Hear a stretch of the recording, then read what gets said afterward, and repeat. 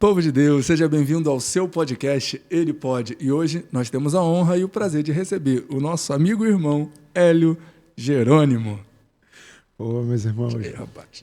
muito obrigado, boa noite, estamos aí. É um prazer te receber aqui, meu amigo, mas antes de a gente começar, vamos orar? Amém. Deus Todo-Poderoso, Criador dos céus e da terra, nós estamos diante de Ti, Pai, e te agradecemos. Te agradecemos, Pai, por essa oportunidade maravilhosa que o Senhor nos deu. Nós deitamos a noite passada e dormimos, só nos levantamos porque o Senhor nos guardou. E que esse momento, Pai, nós pedimos que o Senhor cumpra a Tua vontade sobre as nossas vidas, aqui, agora, e que esse bate-papo glorifique o Teu nome, que nós sejamos ferramentas Tuas para cumprir o Teu propósito. Nós te ouvimos, nós te oramos, Pai, e te pedimos isso no nome de Jesus. Amém. E graças a Deus. Hélio, amém. Gente, para quem não sabe, o Hélio, ele é um engenheiro mecânico, seminarista, teólogo em formação, marido da Michele e pai de uma criança linda chamada Alice, cujo qual cada dia eu me apaixono mais, chamada Alice. Hoje nós temos a honra e o prazer de receber o Hélio aqui. Nós vamos falar um pouquinho sobre filosofia da religião e desde então, meu amigo, eu deixo a palavra com você. Agradecer mais uma vez ao convite, Samuel, e a toda a sua casa. Para mim é motivo de muita felicidade hoje estar aqui, poder estar tendo esse bate-papo sobre esse assunto que me encantou ao longo do seminário do qual faço. Atualmente faço seminário bacharel em teologia pelo Itepa Bible College, uma igreja lá de São Paulo, da IMAF, presidida pelo pastor Adson Belo. E assim, para mim é motivo de muita felicidade poder estar conversando sobre isso, porque hoje a gente vai conseguir entender como a filosofia e a religião conseguem falar uma mesma linguagem na dosagem certa. Bacana, rapaz, bacana. E aí, cara, fala pra gente primeiro, acho que é bom a gente dividir, como diria aquele grande teólogo famoso Jack o Estripador. Vamos por parte. Essa piada não é minha, não, da Augusto Nicodemos. Vamos por parte. Vamos começar primeiro para que o cristão médio ali, o afegão médio, entenda o que é filosofia. Filosofia, a gente vai ter como definição a paixão pelo pensamento, sabe? A arte de pensar, a arte de fazer você entender o que é uma cosmovisão, a visão sobre sua visão de mundo e uma série de outras coisas. A filosofia ela nos ensina a ter o tipo de pensamento correto. E a filosofia para a pessoa média, mais nova ou mais velha, ela é muito interessante, porque nos dias de hoje, onde você é restrito o pensamento por conta do Dr. Google, onde você vai lá na internet, pesquisa carinhosamente chamado de pai dos burros, principalmente na época de faculdade, a gente consegue tudo ali, então você não confere mais. Tem um ditado russo, um dito russo que ele fala o seguinte: confie, vírgula, mas confira. Porque a conferência faz toda a diferença. Porque hoje você pode estar falando alguma coisa sem ter a conferência da veracidade daquilo que você está falando. Hoje em dia a gente vive na era das fake news, onde as pessoas chegam e disseminam algumas coisas que não são verdades. E a filosofia te força a pensar nisso. Tipo assim, será que o que eu estou pensando é verdade? Será que o que eu estou fazendo é de fato correto, a doutrina que eu estou seguindo? E a filosofia abrange muito isso, sabe? Ela faz você pensar, mas de forma correta. Entendi. Bacana. Então, o conceito de filosofia já está estabelecido e religião, né? Acho que religião é importante a gente falar também. Sim. A religião, ela vem de uma palavra do latim que significa religare, ou seja, religação. Ela é o ato de você se religar a Deus, ao Criador, ou algumas outras religiões do islamismo, Alá, e o hinduísmo aos deuses hindus. Só que hoje, especificamente, nós vamos falar sobre o cristianismo. E uma coisa que a filosofia da religião ela vai chegar e nos ensinar sobre como a gente observa e, acima de tudo, olhar para a Bíblia da forma da sua ortodoxia. O que quer dizer isso? A gente vai olhar para o texto bíblico, ver a sua exegese e ver também o seu contexto, para que a gente não fuja daquilo. Porque hoje em dia a gente tem muitos textos fora de contexto. E mais para frente, no decorrer do tempo que a gente vai entender como isso é danoso para a teologia atual. Porque eu sou de uma área de exatas e a engenharia ela te força muito a pensar. Então, quando eu me deparei com essa matéria de filosofia da religião, me chamou muita atenção, porque me faz tirar a prova real sobre aquilo que de fato está sendo dito. Sabe? Porque no meio hoje, inclusive cristão, a gente tem muita heresia devido a questões de texto fora de contexto. E mais para frente a gente tem uma cerejinha do bolo e uma coisa que eu gostaria de deixar claro aqui é o que a filosofia da religião ela aborda. Sabe? Ela faz você pensar, porque hoje a gente tem locais, instituições religiosas que não são... fazem mais mal do que bem ao corpo de Cristo, onde os membros não são... não se tem essa opção deles pensarem. Ou seja, o pastor tem que ser a fonte, tudo é fonte. A visão que alguém teve é a fonte, mas e a Bíblia? Tem ficado aonde em nossas igrejas? Ela tem perdido a primazia. E isso, a gente quando olha para essa questão, a filosofia da religião vai ensinar a gente a botar tudo no seu devido lugar. O que é doutrina e o que é pensamento humano. Porque o que se sujeita não é a doutrina ao pensamento humano, é o pensamento humano à doutrina. E isso faz toda a diferença, principalmente nos dias atuais. Você falou sobre a ortodoxia e eu, se puder acrescentar também, eu acrescentaria ortopraxia. Eu tô muito com outfit gospel, cara. Meu Deus do céu. Só Jesus para ter misericórdia. Fui passar a seguir essa página hoje, cara. Arrependimento. Não que a página seja ruim, não. A página é muito boa, mas, meu Deus do céu. Tu vê que a prática também, o praxis também, está meio distante das escrituras. Em alguns casos por ignorância, outros casos por má fé, mas é muito importante que a gente entenda que a Bíblia é o nosso manual de fé e prática. E aí, você falou, até é bom abordar, queria te fazer umas perguntas também nesse sentido, sobre igrejas saudáveis, sabe? Porque eu acho que a filosofia implica muito na forma como a gente vai pensar e viver. Paulo disse aos Filipenses, se eu não estou enganado, lá no capítulo 4, no verso 8, dizendo: no mais, irmãos, tudo que é puro, tudo que é limpo, tudo que é santo, nisto pensai. Se há algum louvor, se há alguma virtude, nisto pensai. Então, eu pulei uma parte aqui já? Não. Antecipei? Não. Então...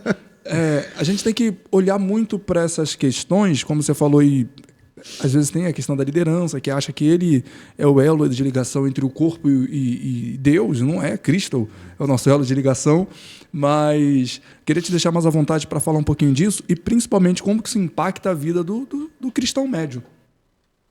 Vamos lá, tem uma citação de um grande... ele é fundador do método científico moderno. O nome dele é Francis Bacon. Inclusive, você tem alguns comentários bíblicos dele. Ele diz uma seguinte frase assim: um pouco de filosofia inclina a mente humana para o ateísmo, mas o aprofundamento na filosofia reaproxima a mente humana da religião. Na religião nossa, é Cristo, porque ele veio, porque ele fala: eu sou o caminho, a verdade e a vida, ou seja, ninguém vem ao Pai senão por mim. Ou seja, ele é a nossa religião verdadeira que veio para poder chegar a estabelecer o que é certo e o que é errado. A gente vai chamar isso no meio teológico de axioma, a verdade incontestável. Ou seja, hoje eu vim de blusa preta, eu não tenho relativismo, isso é uma blusa preta. Se você achar que é azul, querer relativizar, eu não tenho culpa com relação a isso. Sim, que isso é uma blusa preta. Só que hoje a gente tem visto... Eu vou falar sobre um cara aqui, vou ter que falar sobre ele, um grande filósofo também que estabeleceu uma série de coisas ruins para o nosso tempo. Ele é do século XIX, só que muitas coisas que ele estabeleceu em 1840 alguma coisa, 1846, por aí, e o nome dele é Friedrich Nietzsche. Esse cara, ele estabelece o conceito do relativismo, que onde tudo que se tinha um ponto de exclamação, ele botou um ponto de interrogação. E ele também chegou e achava que o homem, ele tinha o conceito do super-homem, onde o homem ele era dono do seu destino, onde o homem era dono do seu querer, e Deus eram entidades que deveriam ser mortas para que o culto fosse direcionado ao homem. Nada que a gente veja hoje diferente nas igrejas que não são saudáveis. Porque quantas pregações a gente vê hoje que o homem é o centro? Que são antropocêntricas. Gente, quase que não sai. São antropocêntricas. Que fazem com que você vá para a igreja não para ser mais... Como é que eu vou explicar? Não para ser confrontado, sabe? Mas para você ter o teu ego afagado. E isso, nas igrejas que a gente tem visto hoje, tem feito um mau serviço à religião. Tem feito um mau serviço à Bíblia. Por quê? Porque eu tenho uma igreja que o pastor é narcisista e essa pessoa ela se acha em contentamento com ela mesma. Ela esquece que o contentamento dela tem que ser Cristo. E aí ela transfere para algumas heresias, como teologia da prosperidade, como maldição hereditária, como uma série de outras coisas. O leque é grande. Não, e aí a gente vê uma série de heresias hoje fazendo mais mal do que bem no nosso âmbito total. E a gente vê também o gnosticismo entrando dentro dos nossos púlpitos, cara, em questões das pessoas pregarem necromancia como testemunho. O irmão chegar, assumir o púlpito, falar que o irmão dele que faleceu encontrou com ele num sonho e deu diversas diretrizes. Gente, isso não existe. Isso é da religião da concorrência, né? Não, da concorrência. Só que você vê hoje o que acontece. As pessoas têm bebido do helenismo, têm bebido do gnosticismo, têm bebido de Friedrich Nietzsche. Né, porque assim, a pessoa nunca estudou a história da igreja, nunca quis se perguntar, cara, por que eu sou crente? Sabe, um dia eu tenho um amigo que ele não é da mesma fé que eu, ele é do candomblé, o nome dele é Bruno, e um dia ele me fez a pergunta do milhão. Ele perguntou, Hélio, por que você é cristão?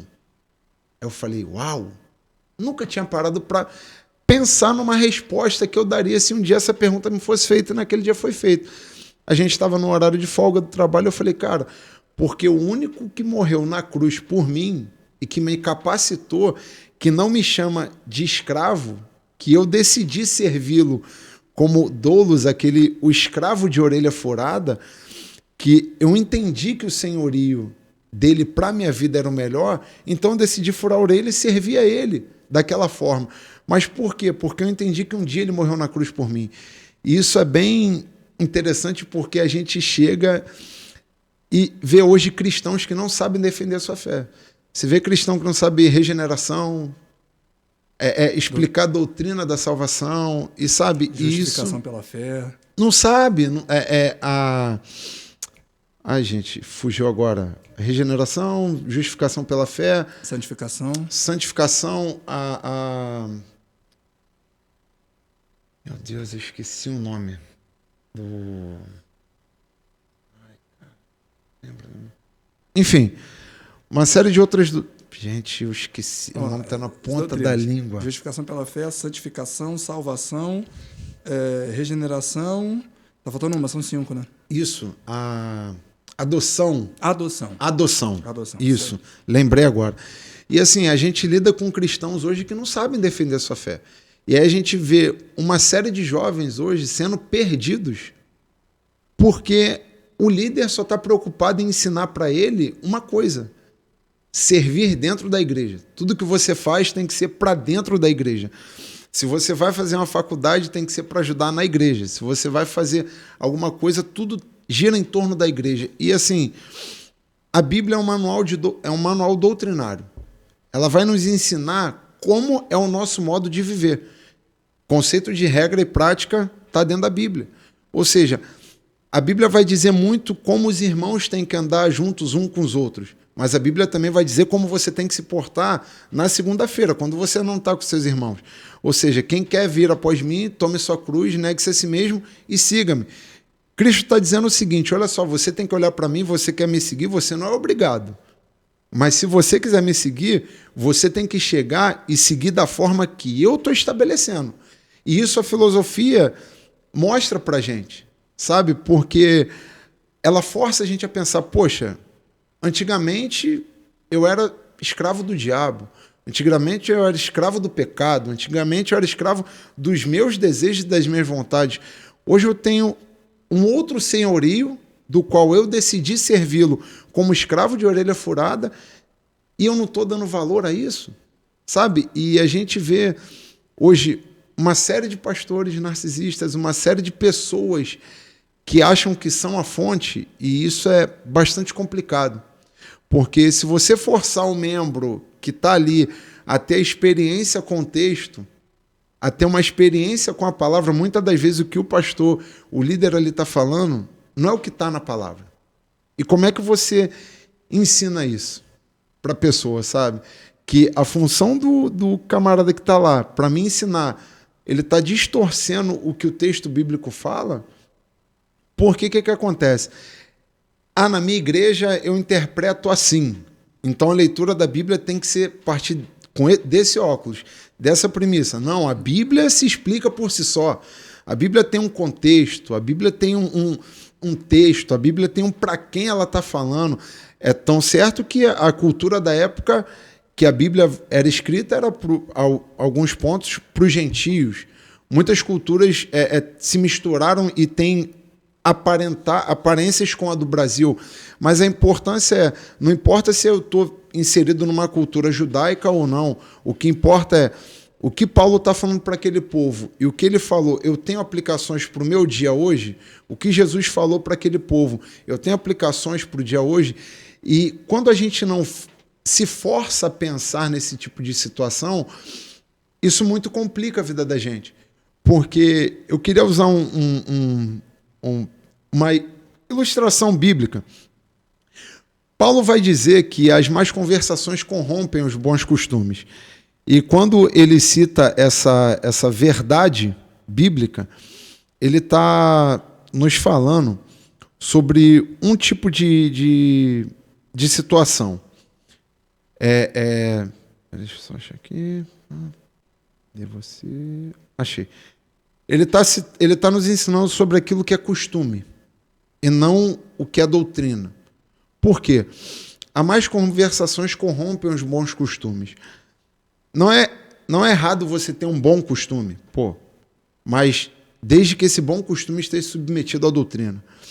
E hoje o que a gente vê é muito do contrário disso. O pastor quer que você tenha o costume dele, independente se está ou não na Bíblia, e que você adote aquilo como uma realidade. Tão certo que hoje a gente vê as igrejas que o único método delas de crescimento é a abertura da Bíblia. Num culto de ensino, você vê quantas pessoas num culto de ensino. Isso é igreja grande, igreja pequena, tanto faz. Mas se você botar um culto de libertação, que a maior libertação é a abertura da palavra e a palavra sendo explicada, você vê, as pessoas hoje preferem o profeta do Pix. Visão, revelação, e o que mais tem é espírito de Piton hoje. As pessoas que se apoderam são adivinhos. E assim, Elias... Muitos charlatões também. Não, muita coisa. A galera quer andar de Rolex. A galera quer andar de Louis Vuitton, de Gucci, Evoque. Eu não tenho nada contra isso, essa galera andar. Eles querem andar ok, mas... Desde que não seja explorando a fé alheia. Essa é a questão. Porque, assim, você vai ver uma pessoa pregando, eu não sou contra as pessoas abençoarem o pregador, mas quando você estipula um valor, a gente só vê isso quando a gente vai... quando as pessoas vão se deitar com uma meretriz, sabe? Você estipula, você usa ela. E hoje tem muitos pregadores, pastores desses famosos que se sentem usados. E aí, só que eles não querem abrir mão. Por quê? Por conta do status. Porque, pô, eu tô na roda, eu tô no game, eu tô no jogo, eu tô aparecendo porque hoje em dia a gente tem um conceito, cara, que esse conceito saiu das empresas, do business, né, e veio para dentro das igrejas. Quem não é visto não é lembrado. Aí eu queria te perguntar, aonde José foi visto?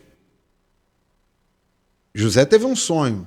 Deus mostrou para ele o sonho e mostrou o final, não mostrou como seria dali do momento onde ele estava até lá. Mas é que tá, não, tem que ser visto, tem que ser lembrado.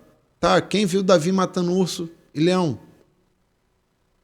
Então, assim, a gente... E essa galera é muito interessante que você vê, às vezes, pessoas com faculdade, cara, se sujeitando a certos tipos de coisa que não está escrito, cara. E vou te falar, não é questão só de ter faculdade, mas a pessoa que tem um mínimo de consciência, cara, assim, meu filho, você está indo por um caminho errado. A gente estava falando no começo, o nível de doutrinação, ele é tão grande que, por exemplo, eu estava conversando com um amigo esses dias, e ele falou que ele frequentou uma igreja e aí chamaram ele para participar do discipulado.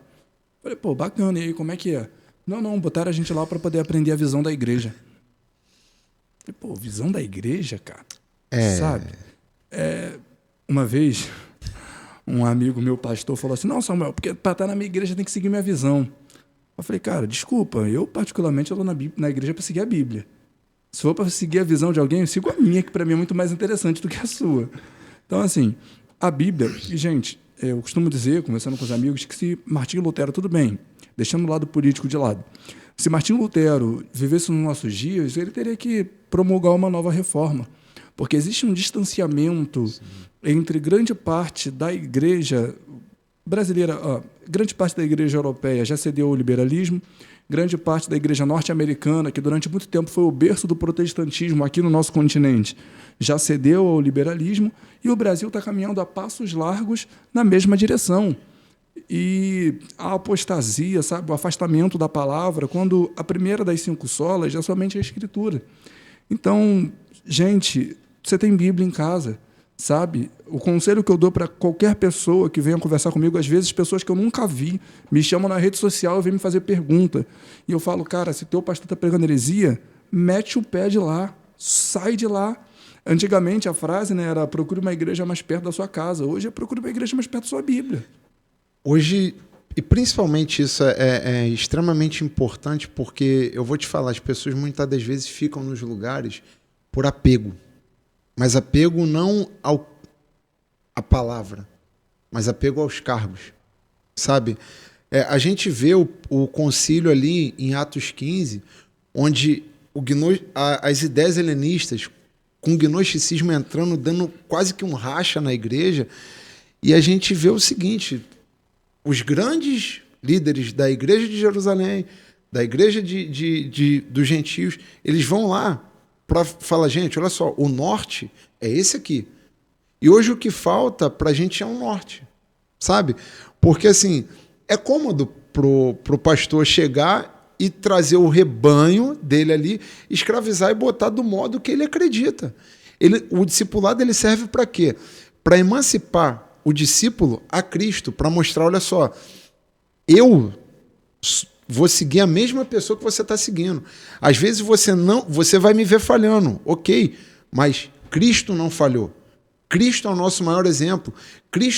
E assim, eu deixo de levar a pessoa para Cristo para que eu me coloque como intermediário entre Cristo e a pessoa, ou seja, eu já ouvi situações, não, eu só vou te abençoar se eu sentir no meu coração, meu irmão, teu coração e o meu coração é enganoso. E a Bíblia vai falar isso. Agora, por que a gente quer escravizar? E isso é uma ideia muito interessante do marketing, eu acho que essa galera tirou da...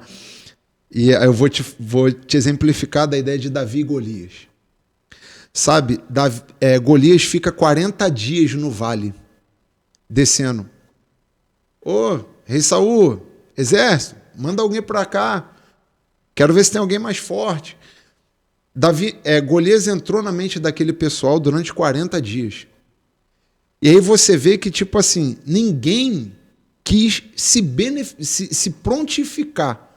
E todo mundo sabia das recompensas, e todo mundo sabia que na história de Israel, o povo de Israel já tinha vencido um gigante maior do que Golias.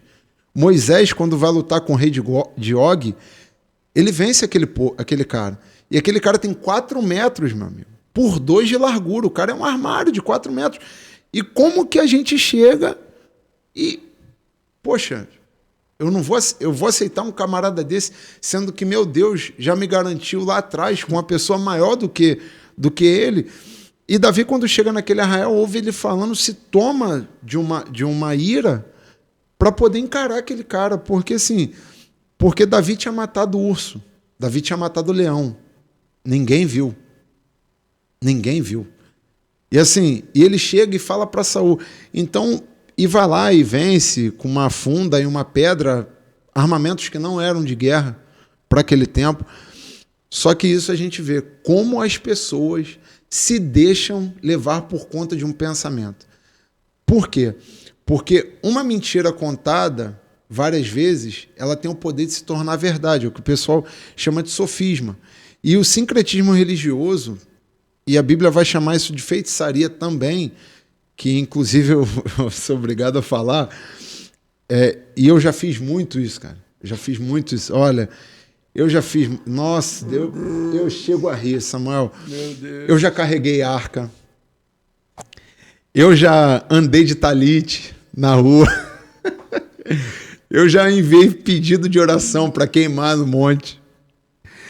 Até agora eu tô batendo ponto em todas. Não, eu já fui no monte achando que Deus só falava no monte.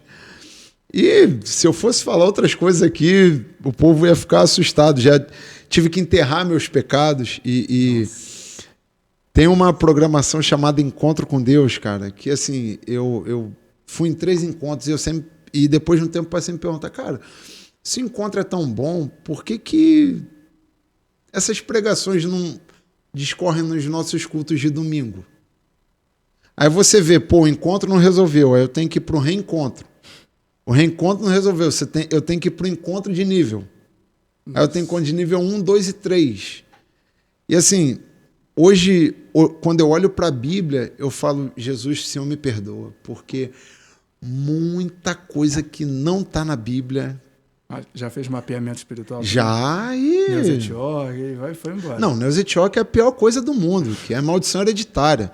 E, cara, o pior é que eu já tive... espiritual. Não, eu já tive que debater. E, assim, debater de forma ferrenha, de acaloramento. Tipo assim, de eu mostrar textos bíblicos para... Texto bíblico. Convido você a abrir aí, ó, Ezequiel 18...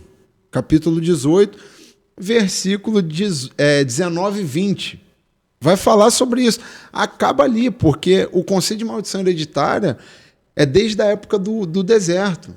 É que, na verdade, eu acho que as pessoas confundem punição hereditária com maldição hereditária. Castigarei a maldade dos pais nos filhos. Ele está falando sobre punição hereditária e não sobre maldição hereditária. Eu vou te falar. Só que aí, foi o que você acabou de falar, desculpa. São discursos que eu uso para te aprisionar. E o poder de te libertar dessa maldição hereditária está comigo. Essa é a questão. Porque só eu posso, porque eu sou o intermediário entre você e Deus. Aí o pessoal esquece, peraí, mas quem morreu na cruz por mim foi quem?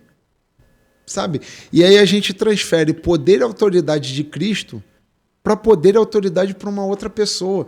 E aí, ou seja, fica mais cômodo para mim eu chegar e falar com você o que eu preciso do que eu ir para o meu quarto, dobrar meu joelho, como diz em Mateus 6, fecha a porta do teu quarto, que o teu pai que te vê em secreto, ele vai te recompensar.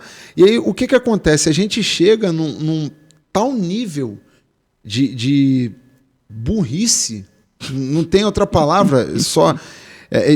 desculpa, burrice é muito forte, ignorância, que a gente decide ser ignorante a grau ponto de transferir isso. E eu fico olhando, e chega um momento que você para, você fica assim, cara, peraí, como isso? E você não pensa mais. E assim, a maldição hereditária é algo que é muito danoso, principalmente para os nossos dias, porque as pessoas não querem viver o que a palavra fala, para ficar longe de toda e qualquer maldição, de todo e qualquer encantamento. Eu até abri aqui, aí vou ler aqui 1 Timóteo, capítulo 1, versículo 3 e o 4, que ele fala assim, ó: quando eu estava de viagem rumo à Macedônia, pedi a você que ainda permanecesse em Éfeso, para admoestar certas pessoas, a fim de que não ensinem outra doutrina. Paulo manda essa carta para Timóteo porque o pessoal estava se afastando daquilo que Paulo tinha ensinado. Ou seja, Paulo ensinou Cristo, Paulo fundamentou Cristo, Paulo fez uma série de coisas, porque aqui no versículo 4 ele vai dizer o seguinte, ó: não ensinem outra doutrina, nem se ocupem com fábulas e genealogias sem fim. Essas coisas mais promovem discussões do que o serviço de Deus. E sabe, o que hoje nós temos visto conversando com pessoas de outras igrejas, hoje eu agradeço a Deus por ter conhecido o pessoal da Cristocêntrica, não só pelo fato da teologia limpa que eu tenho visto, porque assim, a Bíblia é aberta, não que os outros lugares por onde eu passei ainda existem 7.000. Seja ruim. Eu sei que tem muita gente lá, o pessoal ensinam sim, mas a gente acaba bebendo um pouco, sabe, do sincretismo, porque a gente acredita que o shofar tem poder, que o toque do shofar tem poder. Cara, o toque do shofar é muito pesado, meu Deus do céu. Acredita que a arca tá ali e a gente traz aí tem o castiçal, bandeira de Israel. Não, você traz uma série de simbolismos. Eu fui adepto da mezuzá, cara. Mezuzá, você passava por ela na porta, você tinha que dar um beijo, encostar ali e só depois disso entrar. E assim, foram 20 anos sendo judaizado. Assim, eu adoro a cultura israelita, muito bom. Assim, tenho muita vontade de ir a Israel, mas hoje não é mais o que para mim foi um dia, sabe? A base do meu conhecimento cristão não é só Israel. A base do meu conhecimento cristão é Cristo. É a vinda dele, a morte dele, sua ressurreição. É a doutrina que ele estabeleceu para nós hoje. E muita gente hoje está sendo capturada nos seus pensamentos em igrejas não saudáveis por conta disso. Eu ia chegar nesse ponto aí. Para não dizer que a gente não falou de flores, como diria o poeta, cara, compartilha com a gente características de uma igreja saudável. Porque assim, a gente parece também, e não pode parecer, com essa história da mulher de César, não pode ser nem parecer, que a gente está só apontando o dedo. E eu já falei aqui uma vez, recebi um amigo aqui, um evangelista, falei com ele, quando a gente fala de um problema na igreja, eu não estou falando como que ele está do lado de fora apontando o dedo. Não, cara, nós estamos doentes, sabe? Nós estamos doentes. Nós fazemos parte do mesmo corpo. Com exceção dos neopentecostais, isso eu deixo bem claro, se o neopentecostalismo faz parte do corpo de Cristo, ele é o apêndice, que uma hora vai ser tirado. Neopentecostal é seita, não é cristão. Concordo. Igrejas tradicionais, como as reformadas, batista, presbiteriana, são corpo de Cristo. As pentecostais, como as assembleias, tanto as assembleias mais tradicionais, como as assembleias de bairro, são corpo de Cristo. As igrejas church, né? As paredes pretas aí, são corpo de Cristo. Agora, as igrejas que são adeptas ao neopentecostalismo e à teologia da prosperidade são apêndice. São apêndice, não são corpo de Cristo. Mas, tendo deixado isso bem claro, fale pra gente aí características de uma igreja saudável. Primeira característica de uma igreja saudável, olhando hoje, seria ela não seguir nem T.L. Osborne, nem Kennedy Hagin. Primeira. Porque foram os criadores da teologia da prosperidade, o rapaz da Venezuela, não, da César Castellano, que trouxe um novo mover apostólico nos anos 2000. Isso tudo contribuiu para o que a gente vive hoje, sabe? O que a gente viveu em 315 com Constantino, onde ele baixa um decreto onde todo mundo tem que ser crente, ou seja, se eu sou de tal religião e sirvo dessa forma. Se eu sou cristão, vou continuar sendo da minha religião, só que agora eu vou levar isso para dentro da igreja. E isso se perpetuou, sabe? E hoje, uma característica de igreja saudável, onde a Bíblia é aberta, onde o evangelho é pregado, onde Cristo é o centro, principalmente disso. Se você é calvinista, arminiano, desde que você não fira a ortodoxia, a ortopraxia do texto, e se você divergir em coisas que não têm a ver com a doutrina da salvação, ok, a gente caminha junto, são pouquíssimas coisas. Mas o neopentecostalismo ele vai atribuir, sabe, ao quanto você oferta. E isso é ridículo. Porque assim, a gente traz. Não é que você na igreja não tenha que ofertar ou dizimar. Eu acho que isso é correto, temos que fazer. Não da forma que muito se vê por aí. Mas. Malaquias 3. Malaquias. O livro de Malaquias já é complicado porque não é nem para o povo. Sim, é para os sacerdotes. E Deus chega uma hora que vai passar esterco na cara dele. Vulgarmente chamado de merda. Então, assim, é um tanto complicado. E hoje você vê igrejas que não abrem a palavra, não ensinam a palavra, elas têm métodos. Cara, se a tua igreja tem um método de crescimento que não é a Bíblia, tem alguma coisa errada. Hoje a gente tirou o que é certo para o que dá certo. A Bíblia é certa em tudo que ela faz, em tudo que ela fala, em todo o seu posicionamento. A gente tirou da Bíblia a certeza e botou, vamos trazer um métodozinho, MDA, célula.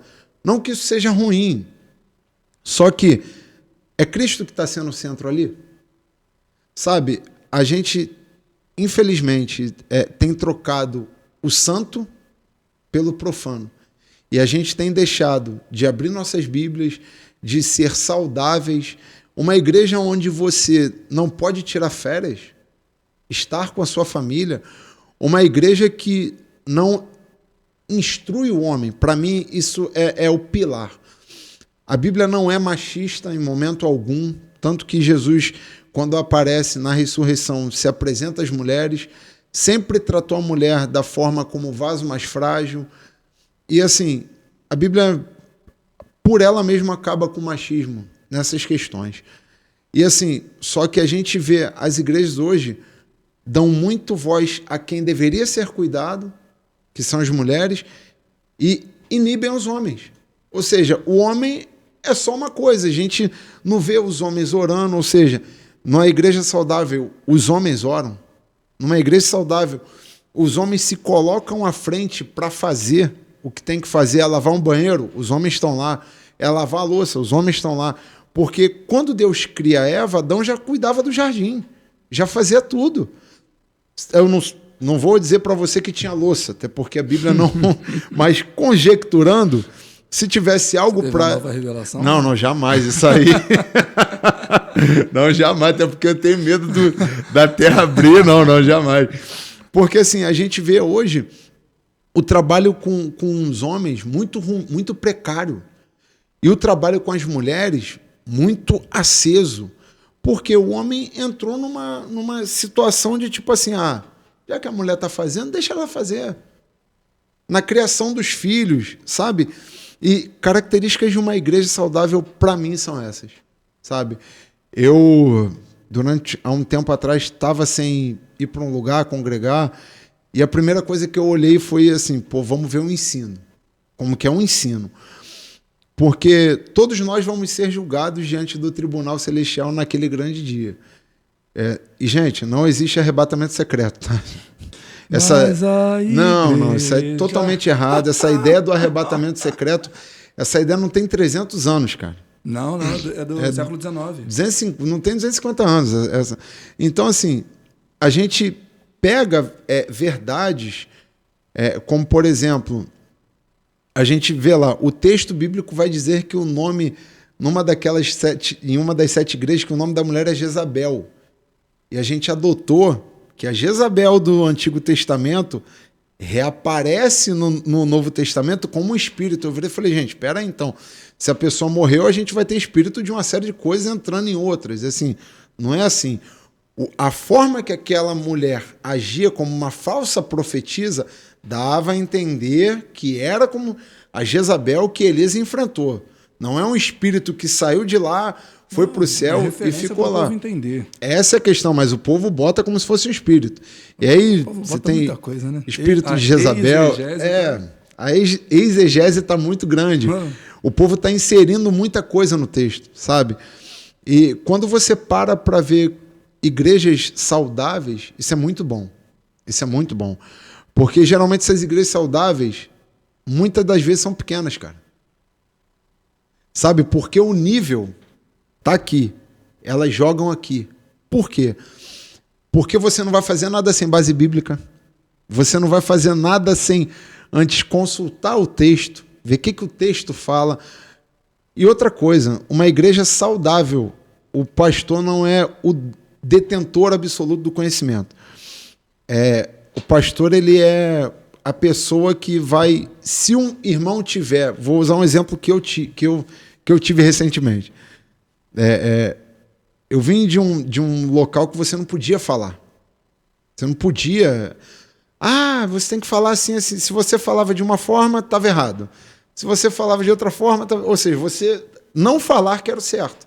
Numa igreja saudável, você pode dar a sua opinião. Lógico, você não vai dar a sua opinião. Não, você vai dar com amor.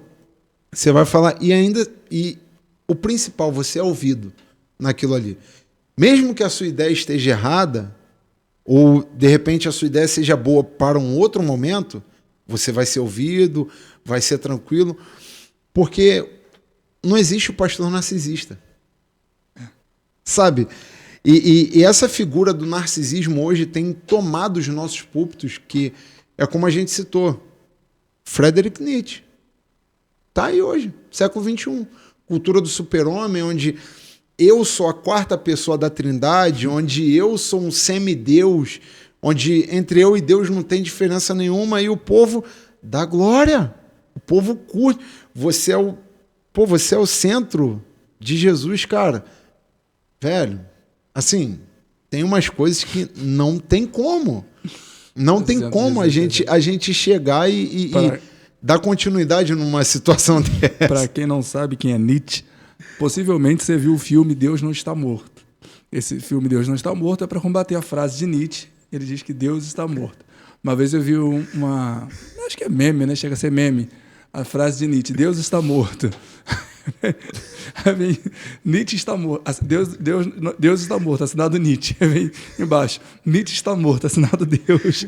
Cara, mas é por isso, porque a gente se pega um conceito de que a gente pode ser super, que a gente tem que ser, não é altivo, mas que a gente tem que ser, tudo depende da gente, sabe? Tudo tem que ser em prol da gente, tudo tem que ser do meu jeito.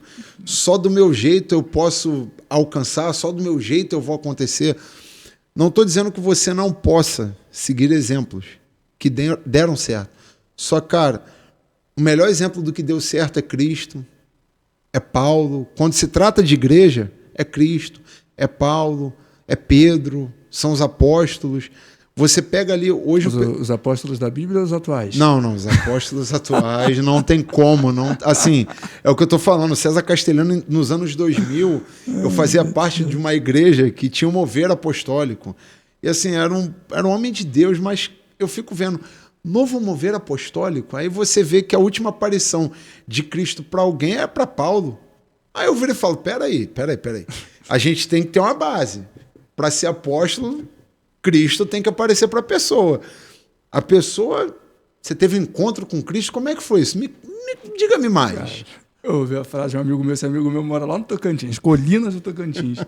Ele estava aqui em casa, a gente estava conversando. Ele falou essa frase, eu nunca mais esqueci. Apóstolo bom é apóstolo morto. Essa é a questão. Porque todos eles morreram por causa daquilo que acreditaram. E hoje eu fico me perguntando quando as pessoas se deixam calar por pouco. Que às vezes o teu vizinho, que é de uma outra religião, ele tá ali e você... Tipo assim, você... Hoje a perseguição tá taxiando no Brasil. Um avião, quando ele vai decolar, ele esquenta os motores para roda ali firmar, tal, para pegar a estabilidade e voar. Hoje a gente está começando a taxiar isso, porque o nosso excelentíssimo senhor presidente, ele chegou e fez um PL, assinou um PL de decreto criando racismo religioso. Ou seja, a nossa religião cristã, o cristianismo, ele é atacado na sua doutrina, seus dogmas doutrinários. Ou seja, não matar, a Bíblia estabelece o não matar e um adendo que eu gostaria de fazer, manifestações culturais diferentes da onde tem a cultura judaico-cristã não existem. Exemplo disso, marcha gay. Vai lá no Oriente fazer. Você não tem marcha gay, você não tem uma série de outras coisas que a cultura judaico-cristã... Pô, você não pode beber álcool. A Copa do Mundo foi isso que a gente viu. A gente viu no Catar, a pessoa não podia beber cerveja, nada que continha álcool. Se fosse, era num lugar muito bem reservado. Você não podia comer carne de porco. Ou seja, o mundo entendeu que o Oriente não está brincando, que eles vão fazer o que tiver que ser feito para a cultura deles ser estabelecida, embaixo de lei de tudo. E as outras religiões, em alguns aspectos, elas são atacadas na sua... me fugiu a palavra agora? Na sua... Ai, meu Deus, qual é o nome da palavra? No seu modo de culto. Essa é a questão. A gente é atacado na doutrina, eles são atacados no modo que eles cultuam, onde a Bíblia vai continuar sendo o meu manual de fé e prática, e eu vou continuar falando que homossexualidade é errado, eu vou continuar falando que roubar é errado, eu vou continuar falando que eu posso sim me defender acerca do que quer que seja, de forma bíblica. E aí a gente vê uma série de situações hoje, sabe? As igrejas elas estão sendo tolhidas, onde você vê jovens invadindo igrejas, vereadores invadindo igrejas, e esses vereadores têm os seus mandatos cassados e têm os seus mandatos recolocados, sendo devolvidos ali. E aí você vê jovens subindo, depredando templos. Em eventos, tiveram igrejas que jovens foram se beijar dentro das igrejas. Gente, peraí. É inviolável. É inviolável. O ambiente de culto é inviolável. Só que assim... Aqui entre nós a Constituição está valendo de muita coisa não, né? Vamos ser bem sinceros. Ultimamente não, mas deveria, porque a nossa Constituição é uma das mais lindas do mundo, cara. Mas infelizmente não é tão praticada à risca. E essa é a questão. E aí a gente está sendo perseguido por uma série de coisas. E aí Jesus leva os discípulos para um lugar e fala o seguinte: as portas do inferno não prevalecerão contra a igreja. E eu vejo o seguinte: se a gente não souber defender a nossa fé, se a gente não souber como lutar da maneira bíblica, correta pela nossa fé, cara, quando o anticristo vier aí, ó, facinho ele vai levar a gente. E muito fácil. Vai levar muito fácil. Porque ele vai fazer prodígios, ele vai fazer sinais. E hoje, meu amigo, qualquer camarada que você bota em cima do púlpito, e os sinais, graças a Deus, desses charlatões está sendo escasso, cada dia mais. Eu tive a oportunidade uma vez de ir num retiro que eu vi a perna da menina crescer, de fato, assim, ó. E ali eu chorei, eu falei, gente... E assim, marcou minha caminhada cristã, que eu lembro disso até hoje, assim. Só que, qual foi a última vez que... Eu não me lembro, cara, essa foi a última vez que eu vi um milagre. Eu ouço pessoas falando que, já viram câncer sendo vomitados, e eu creio nisso, eu creio que Deus ainda opera milagre, da forma como Ele quer. Mas, assim, por que tem ficado cada vez mais escasso isso, sabe? Porque a gente tem trocado o que é certo, que é a Bíblia, o jejum correto, a oração correta, porque C.S. Lewis vai falar o seguinte, que a gente não ora para mudar a vontade de Deus. A gente ora para que a gente entenda a vontade de Deus para a gente. Essa é a questão. E aí a gente vê nos anos 2000, e a gente está há 23 anos entendendo, por conta desses camaradas que vieram, que as nossas orações têm que ser deterministas. A gente tem que determinar. E agora, a atual é a teologia coaching, né? Mas por quê? Porque você é o centro, você é o cara. E assim, tudo aquilo que faz bem pro nosso coração, a gente está aceitando. Não. Até porque, vamos lá, Samuel. O pastor da teologia coach, como a gente viu essa menina aí que, para mim, faz um desserviço, né? Cara, Atos 16. Essa menina é Atos 16. Tá dando dinheiro para alguém. Ela é uma menina. Não dá nem para considerar. Ela tá dando dinheiro para alguém. Mas a questão não é só ela. A questão é gente que... Pô, você vê um camarada que fala que você é o centro de Jesus. Assim, todo mundo sabe quem é, mas... E não pediu perdão. E não se arrependeu. E não assumiu que falou besteira. Não vão fazer. Não vão fazer. Por que eles não vão fazer? Porque eles são muito bons para darem 2 passos atrás. Mas por que isso? Porque a igreja hoje está aceitando o que ela deixou o que é certo para o que dá certo. Aí é o demiurgo. Não, porque se você chegar, imagina, um pastor desse chega e começa a pregar sobre pecado. Ele vai continuar andando com o Neymar?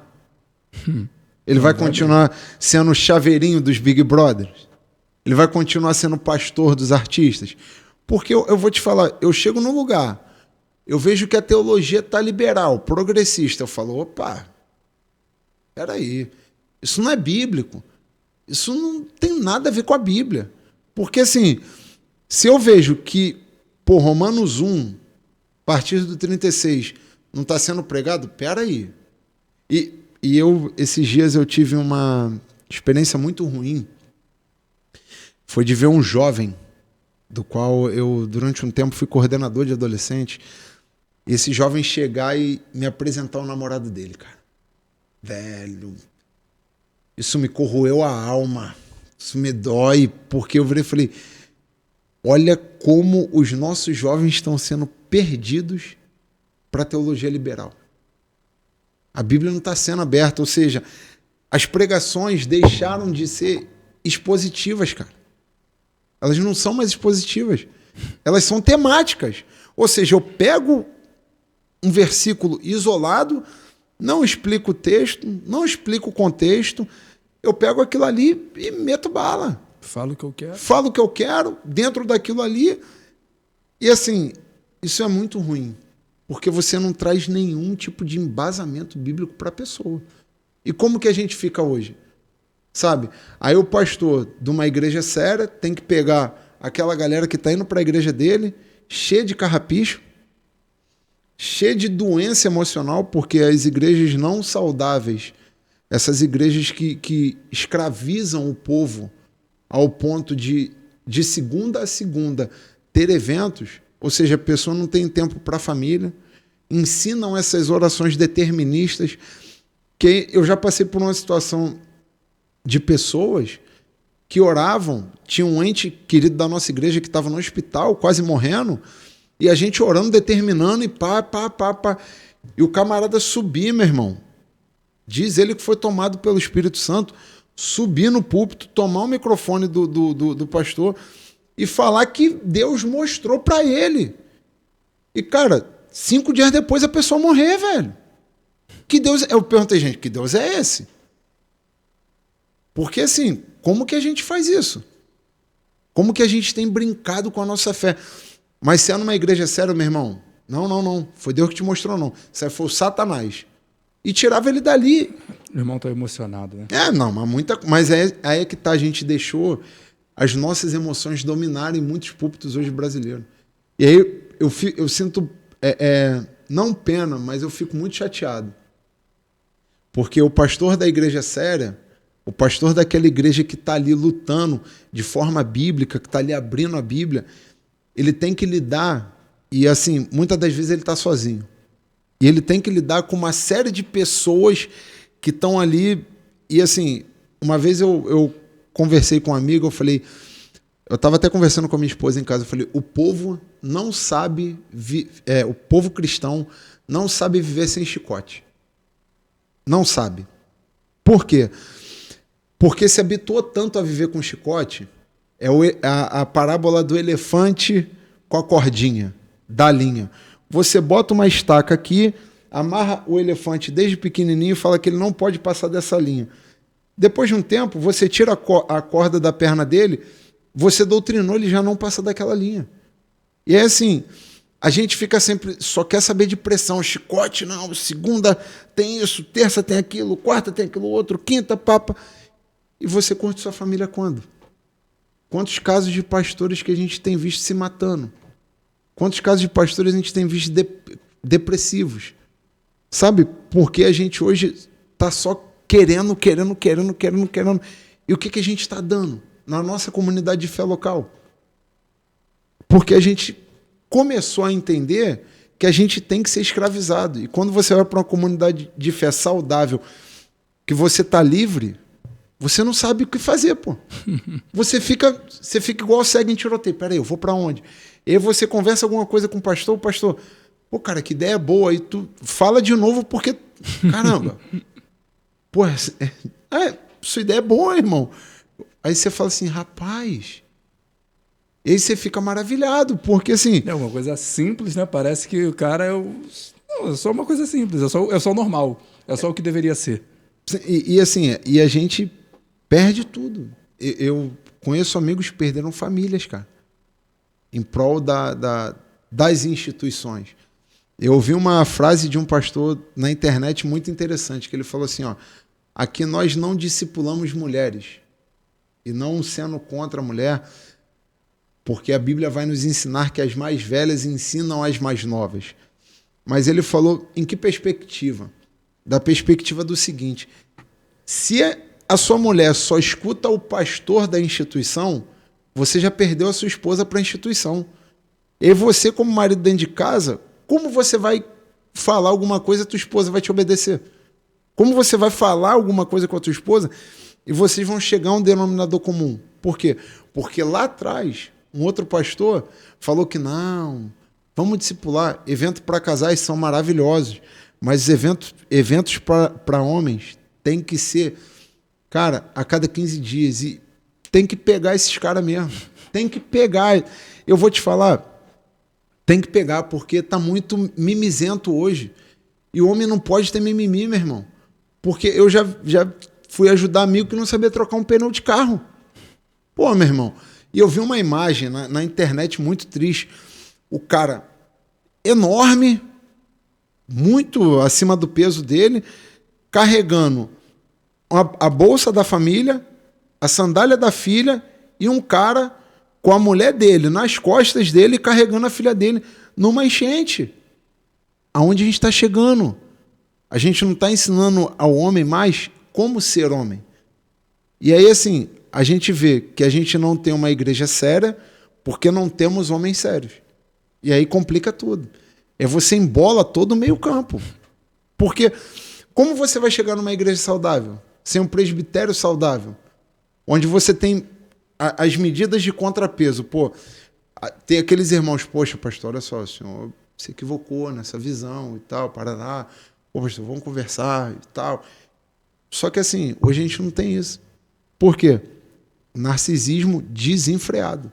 Porque todo mundo quer ter uma visão que é de Deus, todo mundo quer ser o cara que Deus usa, todo mundo quer ser reconhecido como tal. Meu professor fala uma coisa muito interessante. Toda pregação que você tem não é sua. Você usou um púlpito para pregar, ela não é sua. Sabe a quem que ela pertence? Ao reino. Se ela é para promoção de Cristo, ela não é sua. Porque hoje a gente está fazendo convite para as pessoas por conta do nome delas, não por conta do nome de Cristo. E aí a gente vê uma série de pessoas pouco se lixando, porque eu quero voltar lá e quero comer a oferta daquela igreja. Aquela igreja me dá uma excelente oferta. E aí como que eu faço? Como que eu explico isso para o jovem hoje que está na igreja e ele não quer ser mais um juiz, ele não quer ser mais um advogado, ele não quer ser mais um policial, ele não quer ser mais um político. E a gente vê os jovens querendo ser o quê? Pastores. Nada contra. Quem deseja o episcopado, boa coisa almeja. Só que tem os ônus, tem os bônus e tem os ônus. Só que a questão é, aí você vê o jovem vendo o pastor dele de jovem trancado dentro de uma sala jogando videogame. E ele acha que aquilo ali é pastorear. Meu amigo, eu quero ver quando alguém bater na casa dele 11 horas da noite. Pastor, isso. Como que faz? Como que faz? Porque assim, o pastor ele tem que cuidar das ovelhas através do direcionamento correto. Tão certo que existem ovelhas que não querem ser cuidadas. Existe muito disso também. Porém, eu entendo o seguinte, quando uma ovelha se desgarra do rebanho, a parábola Jesus vai dizer para a gente que aquele pastor sai e deixa as 99, mas deixa as 99 em segurança e vai atrás daquelas que se perdeu. E assim, o que a gente está vendo hoje? É Deus limpando. É Deus limpando. Fácil. É mais fácil eu culpar o cara. Não, ele não quis me ouvir. Ele não queria isso, não queria aquilo. Não, cara, será que você não está sendo o narcisista da história?